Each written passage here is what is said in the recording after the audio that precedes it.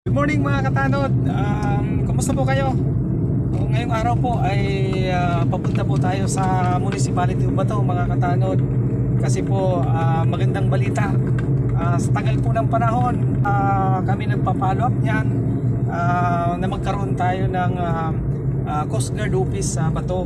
So thanks God, okay na. Kung araw po yung opening natin mga katanod. So yun, pupunta po ang ating station commander, Commander Bromel Magadong, at yung mga Coast Guard personnel. At syempre para po dun sa natin, opening ng Coast Guard Office ng Bato. So simpleng opening lang po kasi wala naman tayong gagawing publishing at wala naman ribbon cutting. So yun, grabing pasalamat natin kay Honorable Mayor Domingo Sorilla Jr. kasi ngayon sa time niya, siya lang yung nag-approve na magkaroon ng Coast Guard Office. Maraming salamat po talaga sa iyo, napakabutihing mayor ng Bato Kamsur, Mayor Sorilla. So last year pa kami kayo nagpa-follow up yan nung hindi pa siya nakaupo as mayor. Pinapollow up na natin yan nung last year. So hindi po na-aprobahan kahit ilang balik na tayo doon sa Bato. Pero ito kay Mayor Sorilla, isang bisis lang ako nag-approach sa kanya nag-approach sa kanya kay Mayor.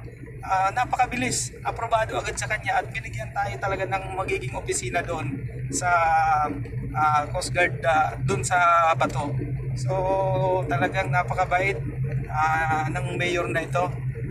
Mayor, maraming salamat sa iyo. Siyempre sa ating very supportive na Coast Guard Station na commander ng Kamsur, CG Commander Bromel Magadong, at sa mga personnel.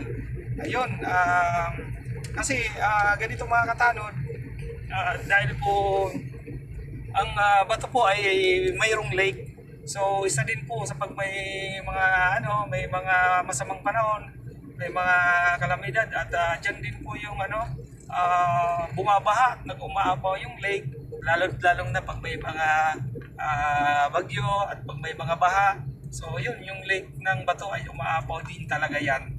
Kaya ayun, magiging katulong na po tayo mga katanod ng LGU Bato, at para mas mabilis ang pagserbisyo natin at ang pagresponde kung sakaling mayroong mga kalamidad at may mga emergency sa Municipality of Bato. So yan po yung talaga natin, ang isang mission ng Philippine Coast Guard, talaga na tayo maglingkod ng mabilis, ng tapat sa ating mga kababayan, lalo na pag in times of calamity at mga disasters.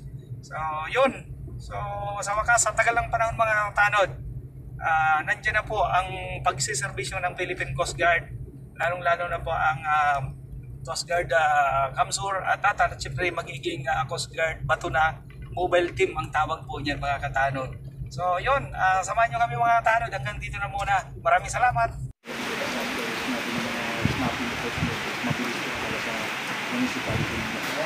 Kinuha na sa inyo yung available namin bangka. Nabigay na sa inyo. Kayo po nang bahala yan. Thank you very much. Malapit na yung bago sa pagkakaroon may floating asset ng bawat.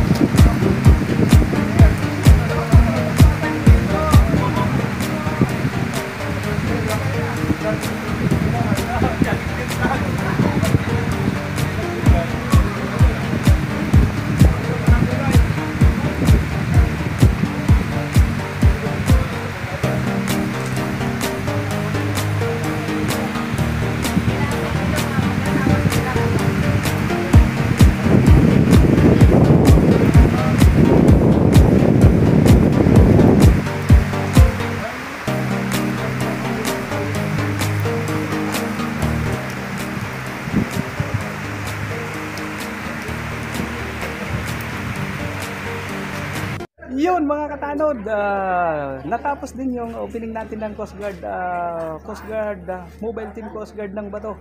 Very successful mga katanod. Thanks God. This is a big accomplishment. This is a legacy again. Maraming salamat po mga katanod. So, yun, pakita ko yung mga Coast Guard. Yun. Mga chip, pwede mang kaway-kaway dyan. Kaway-kaway mga chip. Ayan po.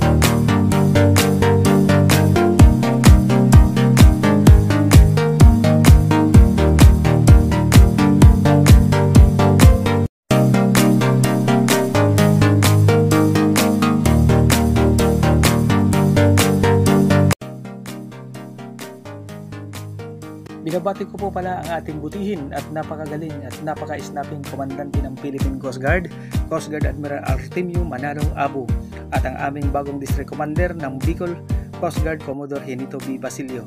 At syempre ang aming napakabait at very supportive at napaka-snapping Station Commander ng Camsur, Coast Guard Commander Bromil Magalong Sir, at buong personnel ng Coast Guard Camsur at Coast Guard Balatan. Mabuhay po kayong lahat at ipagpatuloy po natin ang ating paglilingkod ng tapat sa ating bayan.